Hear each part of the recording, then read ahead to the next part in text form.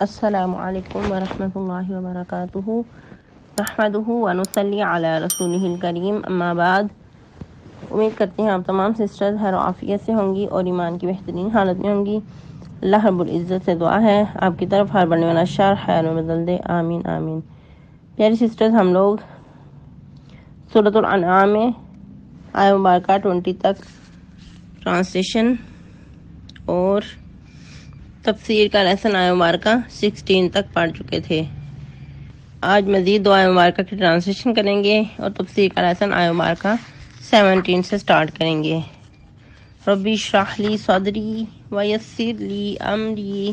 واحلل عقدۃ من لسانی یفقہوا قولی۔ اللہم بارک لنا فی اوقاتنا، اللہم فقہنا فی الدین، اللہم انی اسألک الہدی والتقی والعفاف والغنی، اللہم الہمنی رشدی واعذنی من شر نفسی۔ اعوذ باللہ من الشیطان الرجیم، بسم اللہ الرحمن الرحیم۔ ومن اظلم ممن افترى علی اللہ کذبا او کذب بآیاتہ انہ لا یفلح الظالمون۔ وَيَوْمَ نَحْشُرُهُمْ جَمِيعًا ثُمَّ نَقُولُ لِلَّذِينَ أَشْرَكُوا أَيْنَ شُرَكَاؤُكُمُ الَّذِينَ كُنتُمْ تَزْعُمُونَ۔ ٹرانسلیشن۔ وَمَنْ أَظْلَمُ، اور اس سے بڑھ کر ظالم کون ہو سکتا ہے، ممن افترا، جو باندھ دے اللہ پر جھوٹ، او کذب بآیاتہ، یا جھٹلا دے اس کی آیات کو، انہ لا یفلح الظالمون، یقیناً نہیں کامیاب ہوں گے ظالم لوگ۔ وَيَوْمَ نَحْشُرُهُمْ جَمِيعًا، اور اس دن اکٹھا کریں گے ہم ان سب کو، ثُمَّ نَقُولُ، پھر کہیں گے، لِلَّذِينَ، ان لوگوں کے لیے، اشرکوا، جو شریک کرتے رہے، أَيْنَ شُرَكَاؤُكُمْ، کہاں ہیں تمہارے شریک، الَّذِينَ كُنتُمْ تَزْعُمُونَ، وہ لوگ کے تھے تم ان کے بارے میں دعویٰ کرتے۔ تفسیر آیہ مبارکہ 17 سے، جس طرح کہ ہم سورۃ الانعام کے سٹارٹ پہ ہی پڑھ چکے کہ یہ سورہ مبارکہ توحید پہ زبردست دلالت ہے اور شرک کی تردید کرنے کے لیے، اور اسپیشلی جو مشرکین مکہ ہیں، قریش مکہ ہیں، ان کو سمجھانے کے لیے، ان کے لیے اس میں بہت زیادہ ڈانٹ ہے۔ اسی موضوع کو کنٹینیو کرتے ہوئے اللہ رب العزت اس آیہ مبارکہ میں بھی ارشاد فرما رہے ہیں، اپنی پہچان کروا رہے ہیں، وَإِن يَمْسَسْكَ اللَّهُ بِضُرٍّ فَلَا كَاشِفَ لَهُ إِلَّا هُوَ، اور اگر تمہیں اللہ کی طرف سے کوئی نقصان پہنچے تو اس کے علاوہ اس کو کوئی دور کرنے والا نہیں ہے۔ وَإِن يَمْسَسْكَ بِخَيْرٍ فَهُوَ عَلَى كُلِّ شَيْءٍ قَدِيرٌ، اور اگر تجھے کوئی بھلائی پہنچتی ہے تو وہ اللہ ہر چیز پر قادر ہے۔ اسی سے ریلیٹ کرتی ہوئی اور بھی بہت ساری آیہ مبارکہ قرآن مجید میں موجود ہیں، کیونکہ بارہا اللہ رب العزت توحید کی دعوت دیتے ہیں۔ قرآن مجید میں جگہ جگہ پہ مختلف مقامات پہ توحید کی دعوت دی گئی اور شرک کی نفی کی گئی، شرک کی تردید کی گئی، اور پھر مزید کے دلائل کے ساتھ بات کی گئی، یوں ہی مشرکین کی طرح ادھر ادھر کی باتیں نہیں کی گئیں۔ تو اس آیہ مبارکہ میں سب سے پہلے مخاطب تو محمد رسول اللہ صلی اللہ علیہ وسلم ہیں، اور پھر اس کے بعد اوورال تمام دنیا کے لوگ، جو بھی اس کو پڑھے گا، جو بھی اس سے مخاطب ہوگا، تو اللہ تعالیٰ اس کو فرما رہے ہیں کہ تمہیں اگر کوئی تکلیف پہنچتی ہے تو اس کو اللہ کے سوا کوئی بھی دور کرنے والا نہیں ہے۔ اور ویسے بھی جب مشرکین مکہ نبی صلی اللہ علیہ وسلم کو ستاتے، طرح طرح سے ان کو تکلیفیں پہنچانے کی کوشش کرتے، بار بار آپ صلی اللہ علیہ وسلم کو ان کو توحید کی دعوت دیتے، اللہ کی طرف بلاتے، لیکن ان کی ہٹ درمی کی انتہا کہ وہ بار بار آپ صلی اللہ علیہ وسلم کو جھٹلا دیتے، آپ صلی اللہ علیہ وسلم کا مذاق اڑاتے اور دوسرے لوگوں کو بھی اس طرف آنے سے روکتے۔ تو اس وقت اللہ رب العزت اپنے نبی صلی اللہ علیہ وسلم کو، اپنے پیارے حبیب کو تسلی دیتے، حوصلہ افزائی کرتے، اور یہ بہت ہی زبردست موقع ہوتا ہے کہ جب ایک طرف ستایا جا رہا ہو، طرح طرح سے تکلیفیں پہنچائی جا رہی ہوں، اور دوسری طرف کوئی اپنا ہو، کوئی اپنا ساتھ دینے والا ہو، کوئی میٹھے بول بولنے والا ہو، تو اللہ رب العزت سے بڑھ کر یہ کام کون کر سکتا ہے۔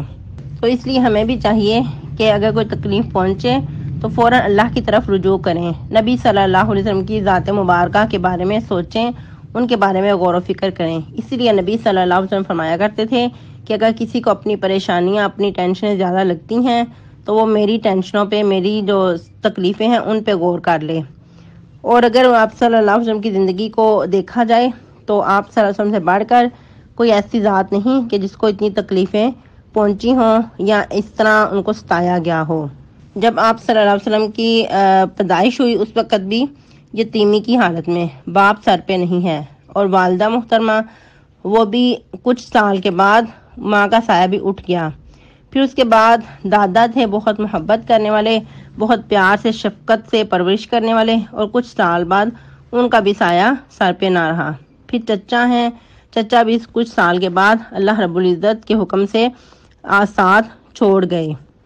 پھر مزید زوجہ محترمہ ہیں جو کہ بہت ہی غمگسار اور ساتھ دینے والی ہیں، تبلیغ میں آپ صلی اللہ علیہ وسلم کے ساتھ ساتھ چلنے والی ہیں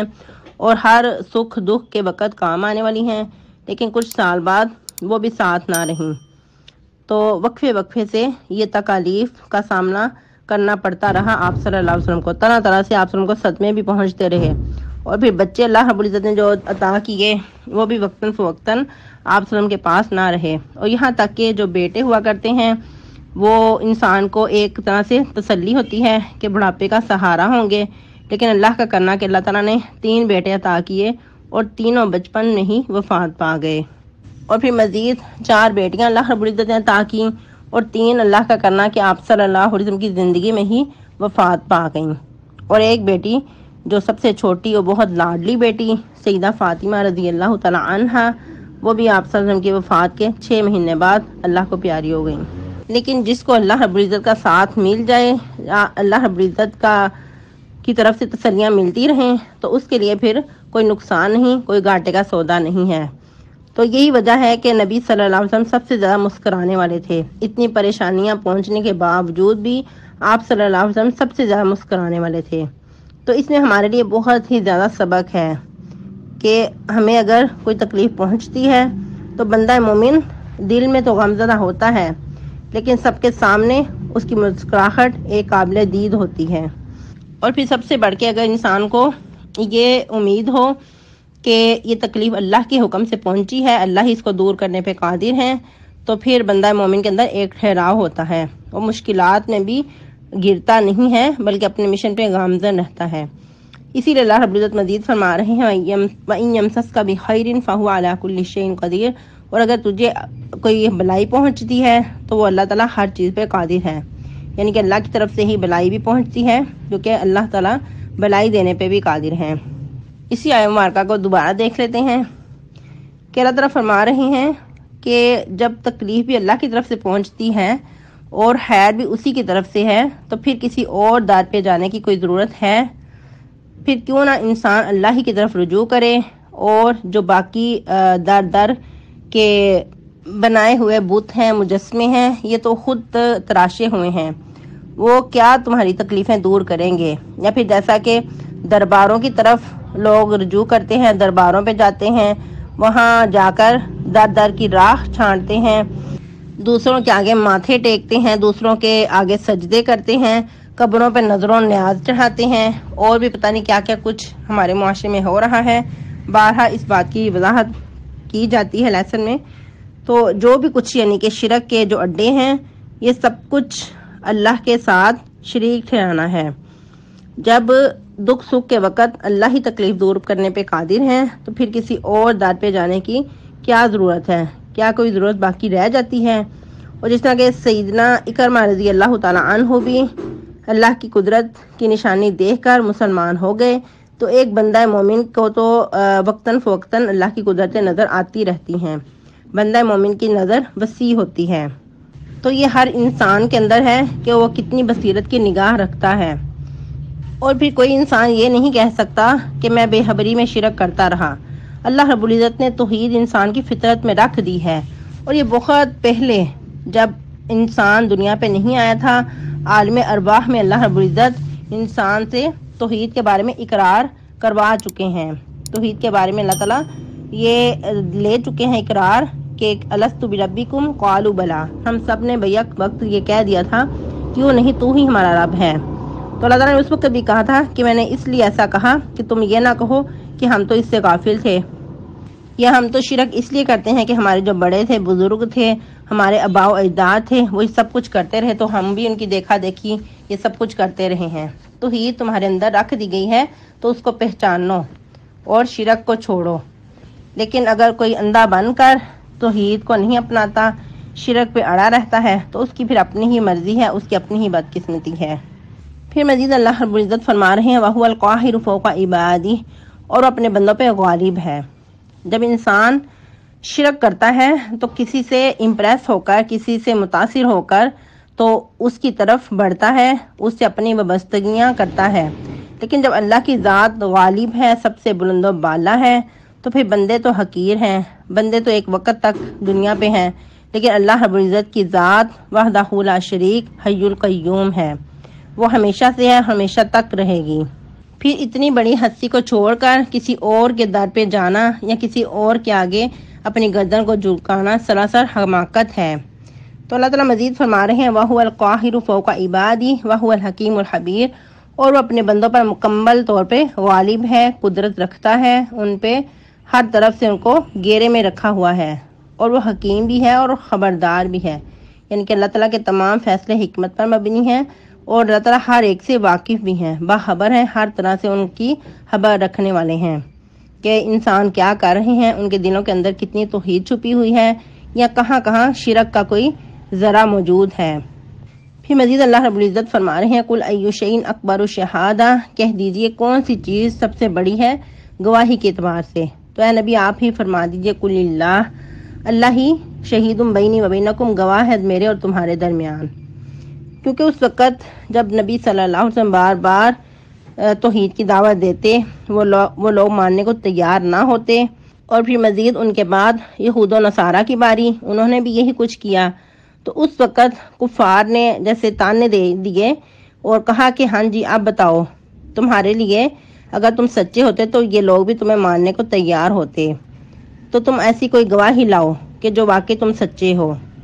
ہر طرف سے تمہیں جھٹلایا جا رہا ہے، تو اب بتاؤ اب تمہارے بارے میں کون گواہ بنے گا، کون تمہاری رسالت کی گواہی دے گا۔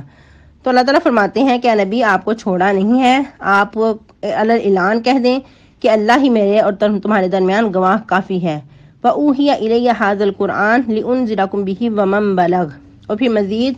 اس کے علاوہ قرآن ہی گواہ کافی ہے،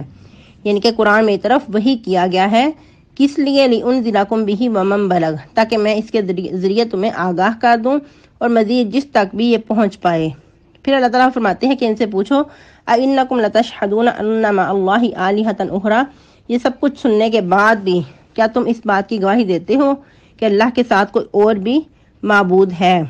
پھر اللہ تعالیٰ فرما رہے ہیں کہ اے نبی آپ فرما دیجئے کہ میں تو اس بات کی گواہی نہیں دیتا، قُل لَا أَشْهَدُ، میں اس بات کی گواہی نہیں دیتا کہ اللہ کے سوا تو کوئی الہ نہیں ہے، قُلْ إِنَّمَا هُوَ إِلَٰهٌ وَاحِدٌ، وہ یکتا الہ اکیلا ہی الہ ہے، وَإِنِّي بَرِيءٌ مِّمَّا تُشْرِكُونَ، اور آپ ان کی جو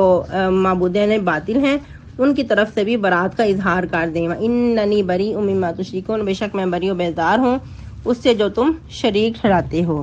جو بھی تم شرک کرتے ہو میرا ان کے ساتھ کوئی تعلق نہیں، کوئی میرا ان کے ساتھ لنک نہیں ہے، میں بری و بیزار ہوں۔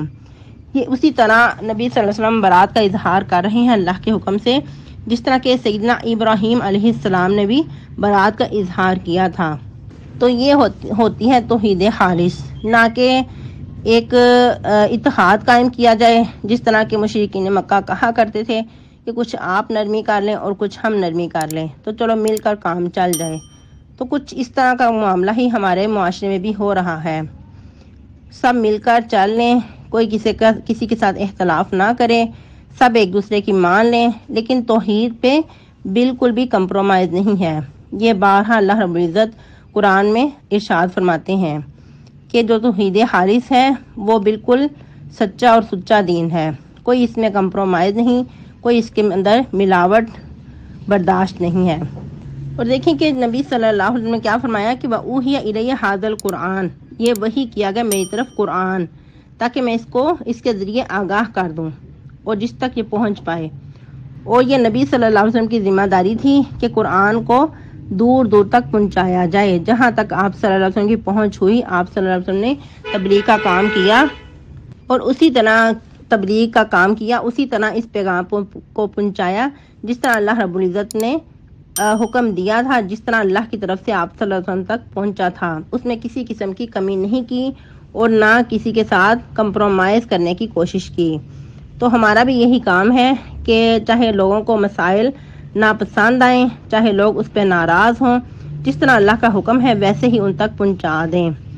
نہ کہ یہود و نصارہ کی طرح من پسند کے فتوے دے دیں یا لوگوں کو خوش کرنے کے لیے کہیں نہ کہیں تھوڑی سی گنجائش رکھ دیں۔ اگر تو گنجائش نکلتی ہے اسلام کی طرف سے پھر تو کوئی بات نہیں ہے، لیکن اگر کہیں بھی شرک کے معاملے میں کوئی گنجائش چاہتا ہے، کوئی مارجن چاہتا ہے، تو پھر اس کے بارے میں بالکل بھی کمپرومائز نہیں کیا جائے گا۔ تو یہ جو منصب نبی صلی اللہ علیہ وسلم کو دیا گیا تھا قرآن پہنچانے کا، وہ آپ صلی اللہ علیہ وسلم نے پورا کر دیا۔ جس طرح ان کی شان کے لائق تھا آپ صلی اللہ علیہ وسلم نے ویسے ہی پورا کیا، اور جو دنیا پہ آنے کا مقصد تھا اس کو پورا کیا، اور پھر ایک وقت کے بعد اللہ رب العزت نے ان کو اپنے پاس بلا لیا، آپ صلی اللہ علیہ وسلم کی وفات ہو گئی۔ تو یہ اب ہماری ذمہ داری ہے کہ ہم نے اس کو کیسے آگے پہنچانا ہے اور کیسے اس ذمہ داری کو پورا کرنا ہے۔ اگر اس میں کمی کریں گے تو ہم بھی گناہگار ہوں گے۔ تو امت محمدیہ صلی اللہ علیہ وسلم کی ذمہ داری تب ہی پوری ہوگی جب اس مشن کو خود بھی اس پہ عمل کریں گے، پھر آگے بھی لے کر چلیں گے، ورنہ پھر امت مسلمہ کا حق ادا نہیں کر پائیں گے۔ امت وسط، معتدل اور سب سے بہترین امت تب ہی ہوں گے جب اس مشن پر گامزن رہتے ہوئے لوگوں کو بھی اس کی طرف بلائیں گے، اس کا حق ادا کرنے کی کوشش کریں گے۔ آج کے لیے اتنا ہی کافی ہے، آپ لوگوں نے اچھے سے یاد کرنا ہے اور سنانا بھی ہے، اور پھر آپ لوگوں سے مؤدبانہ ریکویسٹ کہ عربی ٹیکسٹ پہ بہت فوکس کیا کریں، کیونکہ بہت زیادہ مسٹیک آپ لوگ کر جاتے ہیں اور بہت زیادہ دکھ ہوتا ہے، کیونکہ 7 پارہ بھی ماشاءاللہ آپ کا رواں دواں ہے اپنی منزلوں کی طرف، لیکن جو عربی ٹیکسٹ ہے اس میں ابھی تک بہتری نہیں آ رہی۔ تو اس کے لیے کوشش کی انتھک محنت کی ضرورت ہے۔ اللہ رب العزت ہم سب کا حامی و ناصر ہو۔ یہ ہم لوگ آیہ مبارکہ 22 تک ٹرانسلیشن اور تفسیر کا لیسن آیہ مبارکہ 19 تک پڑھ چکے ہیں۔ سبحانک اللہم ربنا و بحمدک نشہد ان لا الہ الا انت نستغفرک ونتوب الیک۔ والسلام علیکم ورحمۃ اللہ وبرکاتہ۔